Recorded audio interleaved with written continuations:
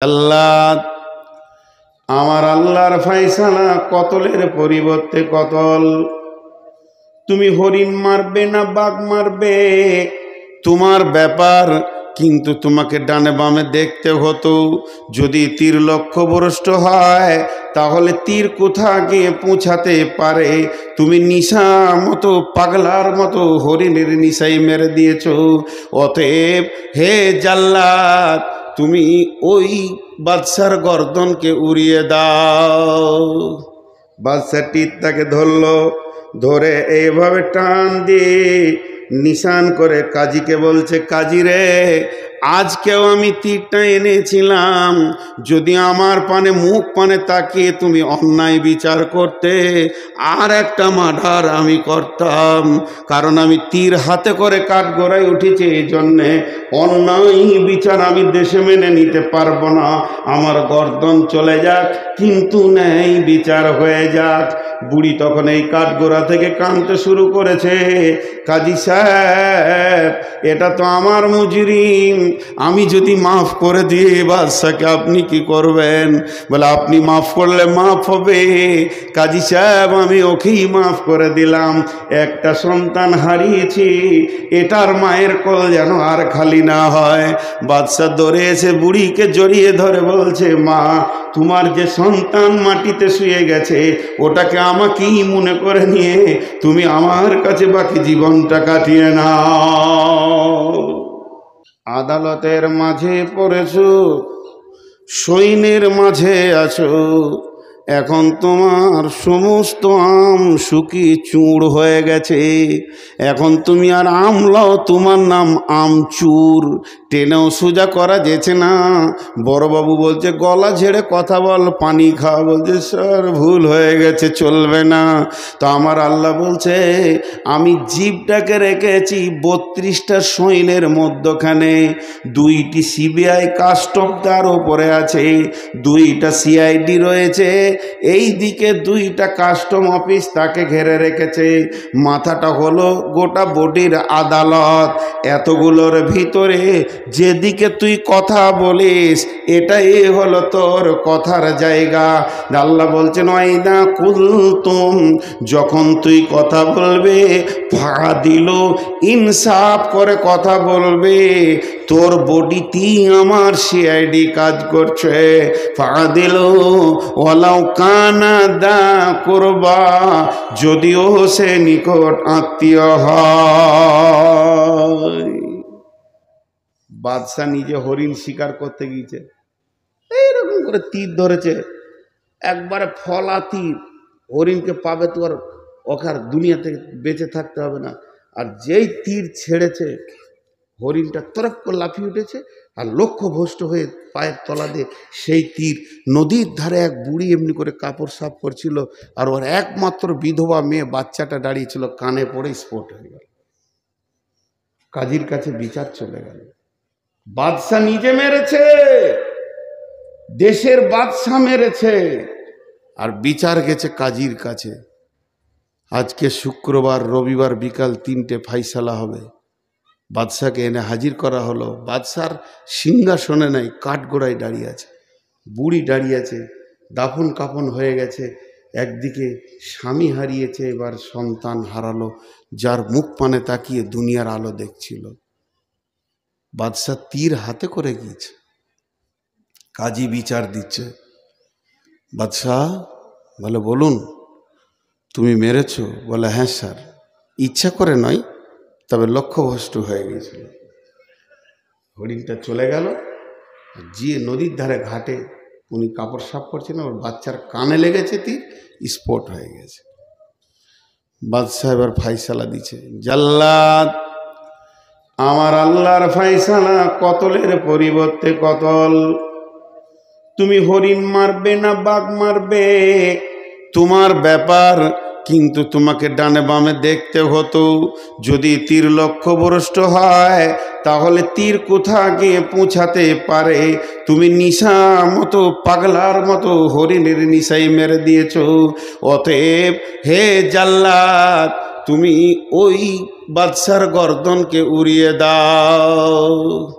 বাদশা তীরটাকে ধরলো, ধরে এইভাবে টান দিয়ে নিশান করে কাজীকে বলছে, কাজী রে, আজকেও আমি তীরটা এনেছিলাম, যদি আমার পানে মুখ পানে তাকিয়ে তুমি অন্যায় বিচার করতে, আর একটা মার্ডার আমি করতাম, কারণ আমি তীর হাতে করে কাঠগড়ায় উঠেছি, এই জন্যে অন্যায় বিচার আমি দেশে মেনে নিতে পারবো না। আমার গর্দন চলে যাক, কিন্তু ন্যায় বিচার হয়ে যাক।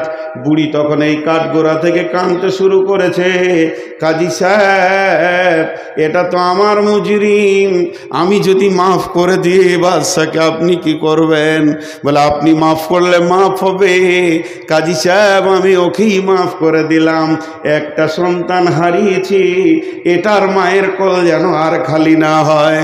বাদশা দৌড়ে এসে বুড়িকে জড়িয়ে ধরে বলছে, মা, তোমার যে সন্তান মাটিতে শুয়ে গেছে, ওটাকে আমাকেই মনে করে নিয়ে তুমি আমার কাছে বাকি জীবনটা কাটিয়ে নাও।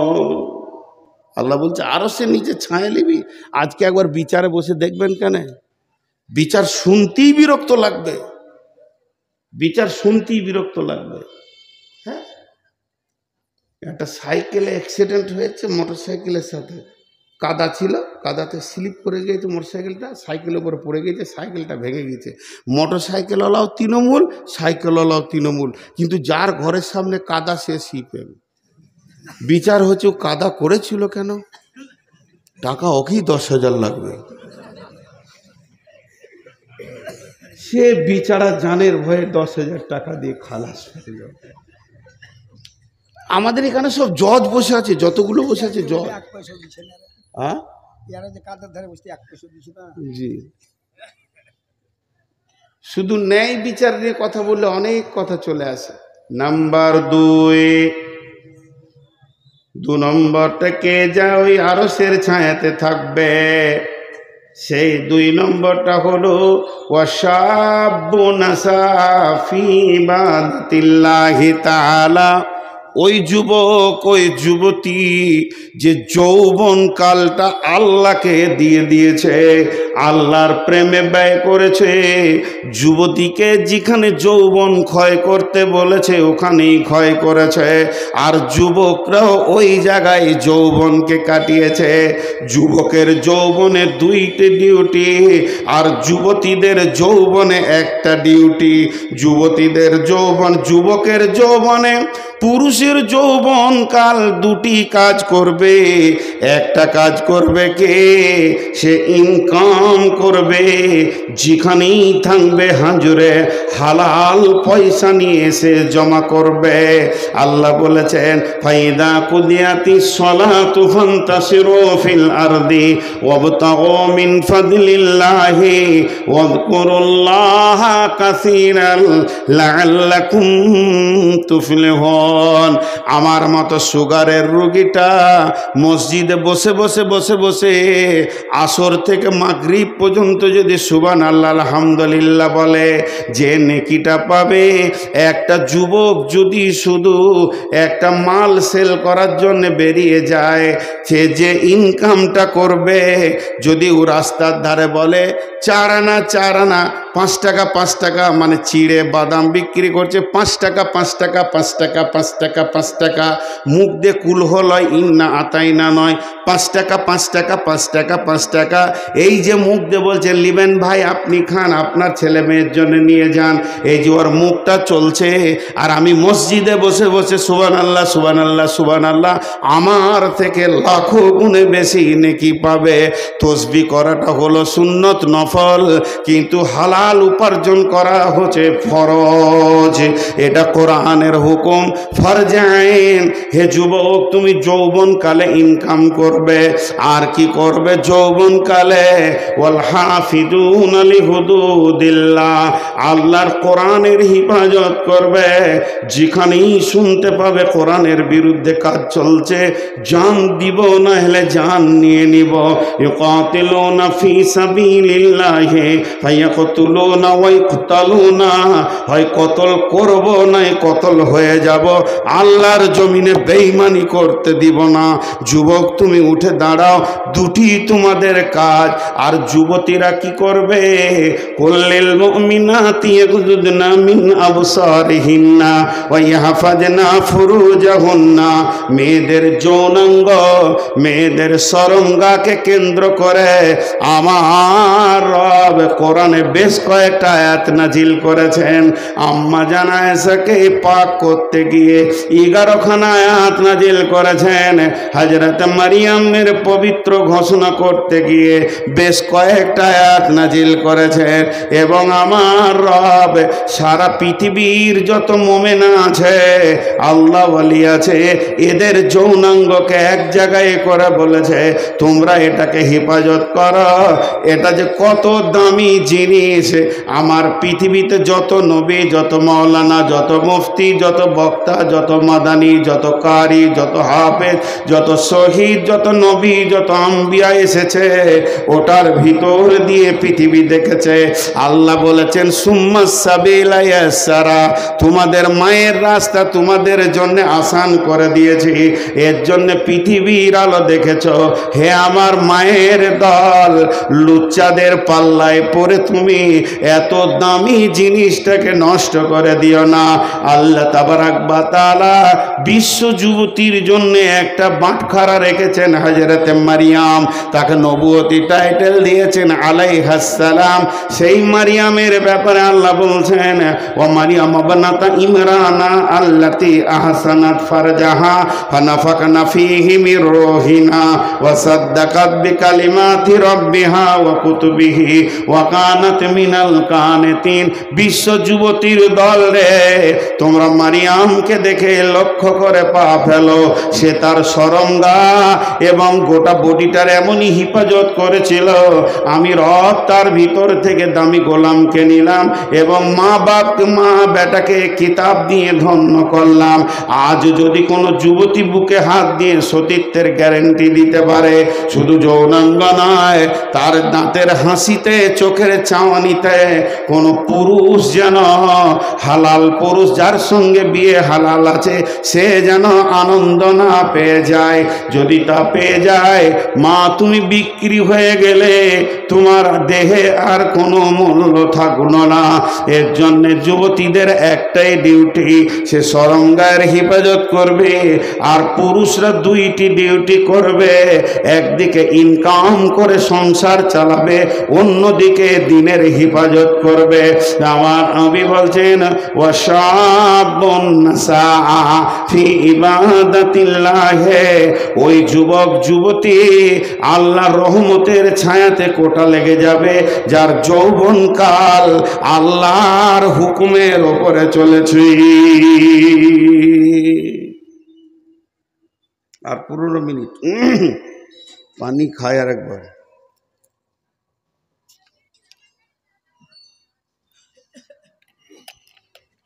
জি, নাম্বার 3, ওয়ারাজুলুন কালবুহু মুআল্লাকুম বিল মাসাজিদি। আহা, বিরল বর্ডারে ঢুকেছি আমি বাংলাদেশ, ওই রাধিকাপুর হয়ে দিয়ে সমস্ত পাসপোর্টের কাজ হয়ে গেল, ভোগ লেগেছে, একটা হোটেলে গেলাম। তো বলছে কি খাবেন? আমার ছোট মাছ আছে।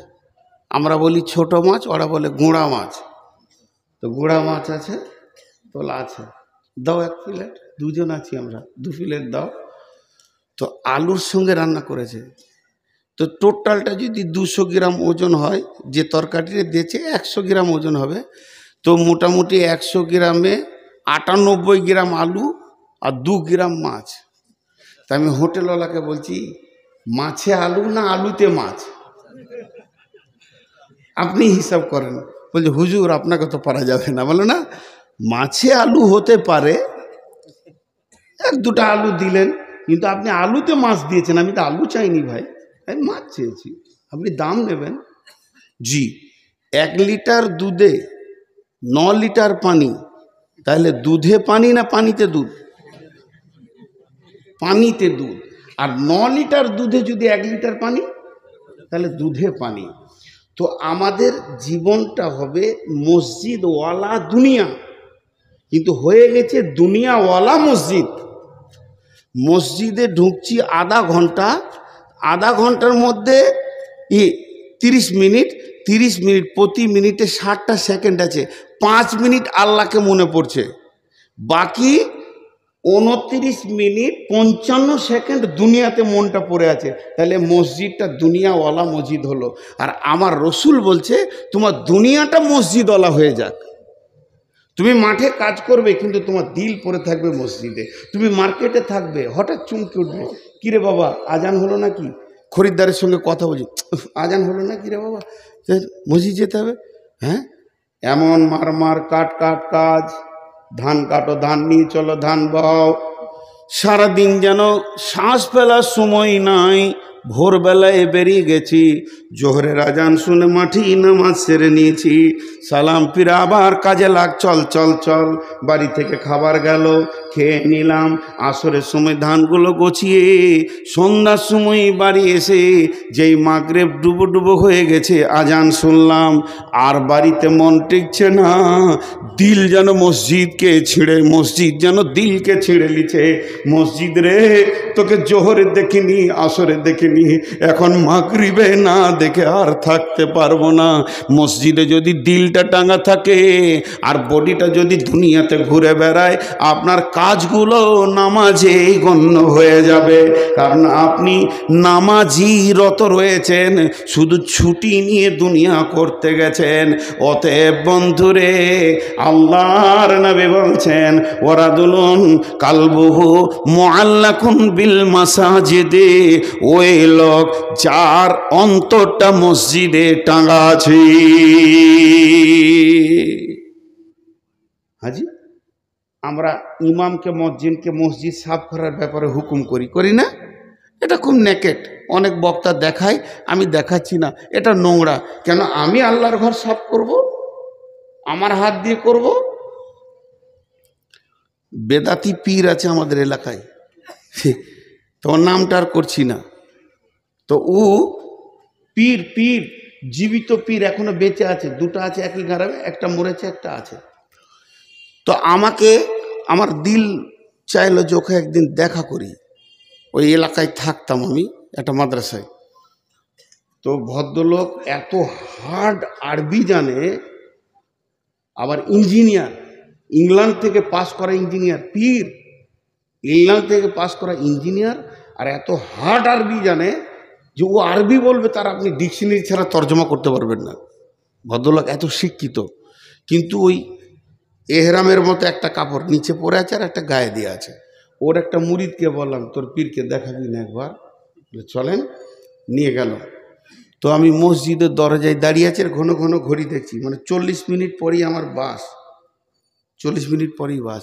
বলছে আপনি দাঁড়ান, আমি পীর সাহেবকে ডেকে আনি। ভিতরে গেল, তো দেখছি ওই রকম এহরাম হালাতে আসছে, কিন্তু মাথা ঢাকা, মেয়েদের মতো এইদিকে ঘুরে নিয়েছে। তো চুলটা দেখার আমার খুব শখ ছিল, শুনেছি ওর চুল নাকি 2 হাত, কিন্তু দেখতেই পেলাম না। তো দেখার খুব শখ ছিল, টেনে তো খুলতেও পারছি না। তো অনেক উঁচু শিক্ষিত মানুষ, সে খবর আমি জানি। উনি আসলেন, আমি বলছি না যে এটা ভালো কাজের লাইন। তো এসে আমি এক হাতে মুসাফা করলাম, উনি এক হাতে মুসাফা করলেন, আসসালামু আলাইকুম। ওয়ালাইকুম আসসালাম। কি বাবা নূর মোহাম্মদ? আমার নামটা আগে থেকেই জানে, বা ও বলেছে ওর মুরিদ। আমি অনেক দিন থেকে ভাবছি হয়তো তুমি একবার দেখা করবে, তো এতদিন পরে এলে। আমার সাথে ওর বয়স আসমান জমিন পার্থক্য, উনি মুরব্বী।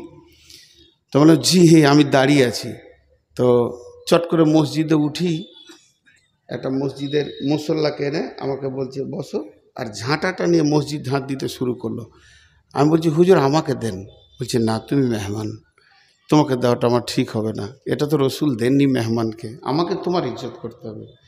আমাকে তুমি বলছে বয়স হিসেবে। বসলাম, আমি বললাম প্রথমেই বেয়াদবি মাফ করবেন, আমার গাড়ি আর 40 মিনিট, অল্প সময় দিব, কিছু আমাকে বলেন।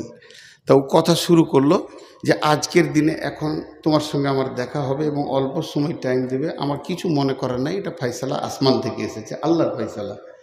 তা মা বাপের সঙ্গে ভালো ব্যবহার করবে, প্রতিবেশীর সঙ্গে ভালো ব্যবহার করবে, আল্লাহ রসুলের সুন্নতের পাবন্দির ওপরে জীবন কাটাবে, ফরজ হুকুম ছেড়ে দিও না, আল্লাহ তোমাকে ঠিক কামিয়াবের জায়গায় পৌঁছাবে। এই কথা কটা বলে তারপর আমি চলে আসলাম। ওর সঙ্গে আর আমার দেখা নাই। তো ওর কাছ থেকে এই ইলমগুলো পেয়েছিলাম ওর মুরিদের কাছ থেকে, শরীয়ত, তরিকত, হাকিকাত, মারিফাত, তান্ত্রিক, তামাসিক, যান্ত্রিক, রাজসিক, এই রুটের লাইনে যে কথাগুলো ওখান থেকে উদ্ধার করেছিলাম অনেক। তো খুব নোংরা জায়গা আছে ওখানটা, খুব নোংরা আছে, আপনারা শুনে ভালো মনে করলেন খুব নোংরা আছে। কিন্তু আমি এই কথা বলতে বলতে এতদূর এলাম কেন, যে একটা আন্তর্জাতিক পাশ করা ইঞ্জিনিয়ার, ও পীর হোক আর না হোক, এটা তো পাশ করে এসছে ইঞ্জিনিয়ার, মসজিদে উঠি প্রথমে ঝাঁটাটা হাতে করে ঝাঁট দিতে লাগলো, কারণ ওর হৃদয়ে মসজিদের মহব্বত আছে। আর আমরা মসজিদে ঢুকে হক থু, এবার জানলাতে লম্বা হয়ে ঝুলছে, সে ঝুলছে তো ঝুলছে, ওটা ওর সাফ করারই কোনো নিয়তি নেই, অথচ এটা আল্লাহর ঘর। আর মা বোনেরা গোটা ঘরে যেটা ঝাড়ু দিয়ে জমা হবে মাল, ওটা নিয়ে যে মসজিদের পাশে ঢেলে দিলে, মসজিদকে নোংরা করে রেখেছে। মসজিদ এত সুন্দর হয়ে থাকবে, আপনার একটা বাড়ি, আমার একটা বাড়ি, আপনার একটা বাড়ি, ইনার একটা বাড়ি, ওনার একটা বাড়ি, গোটা গ্রামে 300 জনের 300টা বাড়ি, আর 300 জনের একটা বাড়ি। তাহলে বলেন ওখানে ময়লা থাকে কি?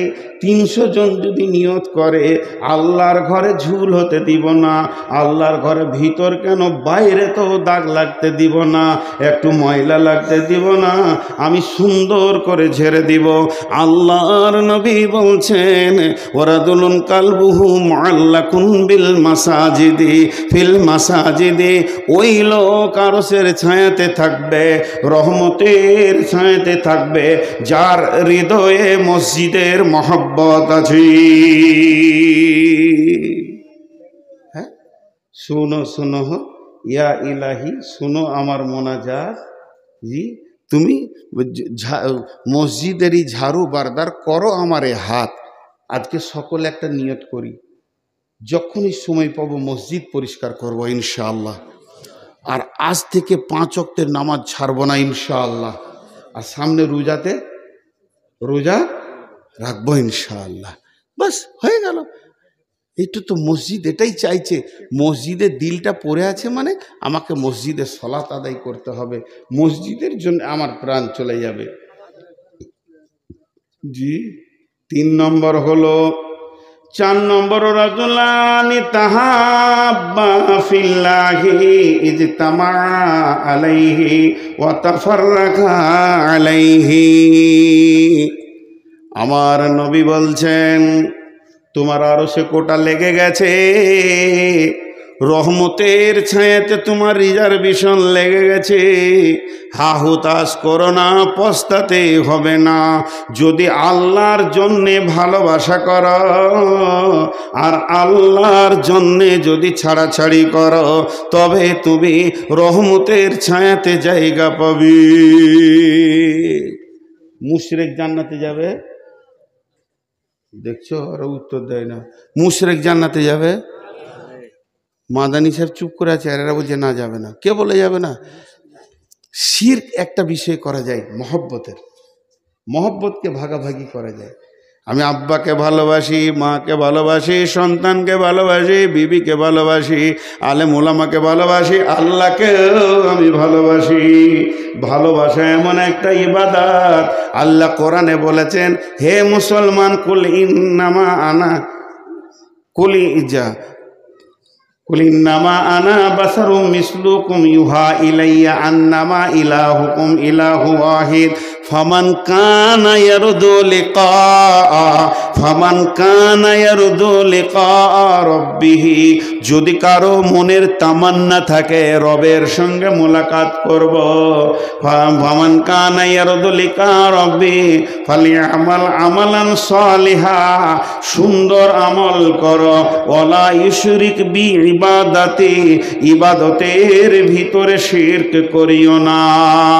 আমি মালদান করলাম আব্বার নামে, মালদান করলাম মায়ের নামে, মাল দান করলাম বোনের নামে, ভাইয়ের নামে, আমি আল্লাহর হস্তে আল্লাহকেও মাল দিয়ে দিলাম। আমি চারিদিকে মহব্বত ভালোবাসা ছড়ানো আছে আমার।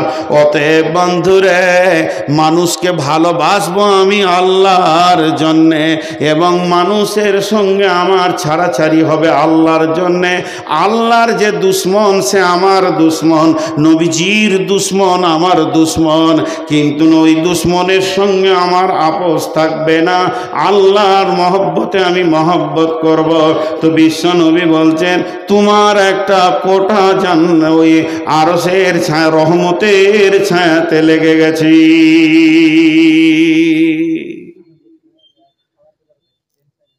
বর্তমানে যত ভালোবাসা হয় স্বার্থ লুকানো থাকে। কথাটা বুঝাতে পারলাম? স্বার্থ লুকানো থাকার কারণে ওটা প্রেম বলা যাবে না, ওটার নাম হবে ধান্দাবাজ। ওটার নাম কি? ধান্দাবাজ। ওর যখনই স্বার্থ ফুরিয়ে যাবে টুক করে কেটে যাবে। ভালো কাউকে বাঁচতে গেলে অন্তর থেকে ভালোবাসতে হবে, যে ভালোবাসার ভিতরে কোনো রকম কোনো ছলচতুরি থাকবে না। জি, তাহলে আর 3 মিনিট আছে, ঘড়িও হ্যাঁ কালেকশন আছে, কে করবে? হ্যাঁ, সিজন পেরিয়ে গেল, বলছে আলু তুলো। এখন আম গাছে একটা যদি আম বের করে দিতে পারেন তা আপনাকে 10 লাখ টাকা কালেকশন দেবো।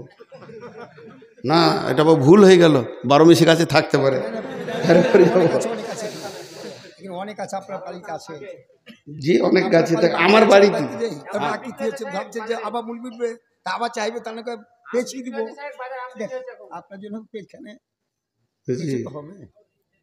আল্লাহ রসুলের পরে বলছেন 5 নম্বরে বলছেন, রাজুলুন দাআতুহু ইমরাতুন দাতা মানসিবিন ওয়া জামালিন ফাকালা ইন্নী আখাফুল্লাহ। এরা উঠছে কেন? ও ভাই যারা যে কটা যেছেন পয়সা দিয়ে যান, ওই পয়সা দিয়ে যান। আল্লাহ আমাকে কেন মমতাজুল করলে না? ওরই দাম বেশি রয়েছে এখন মার্কেটে। জি, দেখেন আপনাদেরকে একটা খুব তাসাল্লি দেওয়ার বক্তব্য দিচ্ছি আজকে, যে কিয়ামতের মাঠে টেনশন নাই। এই জিনিসটা দিচ্ছি, সব টেনশন মুক্ত হয়ে যাবে। মা বোনেরা নাকেরগুলো কানেরগুলো খুলে দিয়ে পাঠিয়ে দেন। আমি যে তাসাল্লির বক্তব্য আজকে দিচ্ছি, অন্তত খুশি হয়ে আপনাদের বেশি দান করা উচিত। আল্লাহর নবী বলছেন, ওই যুবক যার ভিতরে পরিপূর্ণ উত্তাল রয়েছে, ওই মানুষটা, তাকে একটা সুন্দরী এবং মালালা মেয়েটার ভিতরে 2টি গুণ, একদিকে দেখতে অতি সুন্দর আর একদিকে তার মালে পরিপূর্ণ রয়েছে। সে কিন্তু তোমাকে হাতছানি দিচ্ছে, এসো এসো। তখন যুবক ওকে উত্তর দিচ্ছে, যুবতী রে, তোমার কাছে সমস্ত মালের স্বাদ আমার জানা আছে, প্রয়োজনও আছে। মধ্যখানে একটা প্রাচীর রয়েছে যেটাকে টপকাতে পারছি না। ইন্নী আখাফুল্লাহ, আমি আল্লাহকে ভয় করি। এর জন্যে মুআজ বিন জাবালকে আল্লাহর নবী 10টা ওসিয়ত করেছিলেন। ওয়ান মুআজ বিন জাবালিন রাদিয়াল্লাহু তাআলা আনহু قال আওসানি রাসূলুল্লাহ সাল্লাল্লাহু আলাইহি ওয়াসাল্লাম বিআসরি কালিমাতিন, যে 10টা ওসিয়ত করেছিলেন, শেষ কথাটা ছিল, মুআজ রে, তোমাকে লাখ কথার এক কথা, কোটি কথার এক কথা বলছি, পৃথিবীর যে কোনো কোণে থাকো না কেন, ওয়া আখিফুহুম ফিল্লাহ, আল্লাহর ভয়কে সঙ্গে করে রাখিও। তোমার সঙ্গে যদি আল্লাহর ভয় থাকে, পৃথিবীর কোনো গুনাহ তোমাকে স্পর্শ করবে না, তোমার কাছেও কোনো গুনাহ আসবে না। এবং আল্লাহর রাসূল রসুল তার সাথীকে বলেছিলেন, হিজরতের সাথী ছিলেন আবু বকর, লা তাহজান ইন্নাল্লাহা মা'না। আবু বকর রে, আমার আর তোমার সঙ্গে আল্লাহ রয়েছে। যদি কোনো যুবক বা যুবতী এটা মনে করে আমার সঙ্গে আল্লাহ আছে, ওর দ্বারা কোনো গুনাহ করা সম্ভব হবে না। তাই আমার নবী বলছে, হে যুবক, হে যুবতী, তুমি যদি নিজেকে লুচ্চামি থেকে বাঁচাতে পারো আল্লাহর ভয়ে, তাহলে আল্লাহর রহমতের ছায়াতে তোমার কোটা লেগে গেছে।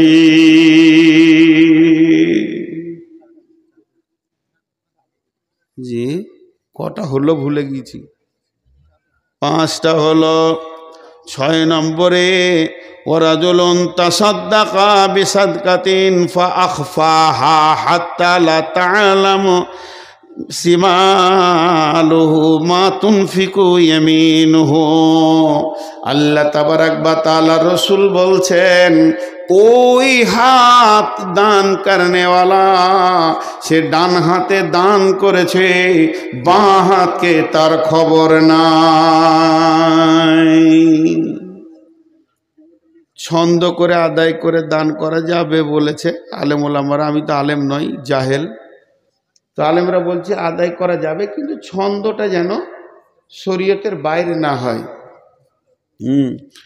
তো ছন্দ করে আদায় করছে, কিন্তু এমন ছন্দ, জরিনা বিবি দিয়ে পাঠিয়েছে 200 টাকা, যদি ওর নামটা বলা না হয়েছে তা আরেকবার বলছে বলগা, আমার নামটা বলে নাই। হ্যাঁ, কিন্তু গোপন দান দেখেন প্রকাশ্যে দান করা যায়, ওটা ক্যান্সেল করা যাবে না। রাসূলুল্লাহ সাল্লাম প্রকাশ্যে নিয়েছেন, কেছো দাও, জমা করো, সব প্রকাশ্যে দিয়েছেন। আবার গোপনও দান করা যায়, কিন্তু গোপন দানে তো দান হবে, আবার আরেকটা এক্সট্রা ফেসিলিটি বেনিফিট হবে যে আল্লাহ রহমতের ছায়াতে জায়গা লাগবে। জি, একটা লম্বা হাদিস, আর হাদিস পড়ছি না। লা তাসাদ্দাকনা বিসাদকাতিন ফাখারাজা বিহি বিসাদকাতিহি ফাওয়াজাহা ফি হাদিস সারিকি। এর আগেও আমি বর্ণনা করেছি, নবী মুসার জামানায় ঘটনা। বানি ইসরাইলদের একটি লোক নিয়ত করলো আজকে গোপনে দান করব, আমি নবী মুসাকেও বলবো না। এই হাদিসটা ইমাম বুখারী আলাইহি রাহমা বর্ণনা করছেন। বিশ্ব নবী বলেছেন, নবী মুসার জামানায় ঘটনা, লোকটা কত এখলাসের সঙ্গে দান করছেন, এমনকি নবীজিকেও সে জানাচ্ছেন না, সেই জামানার নবীও জানছে না। সে গোপনে এক জায়গায় এতটি মালকে, এতটি স্বর্ণ মুদ্রা হোক, রৌপ মুদ্রা হোক, দেরহামকে বেঁধেছে, রাতের আঁধারে ঘুরছে।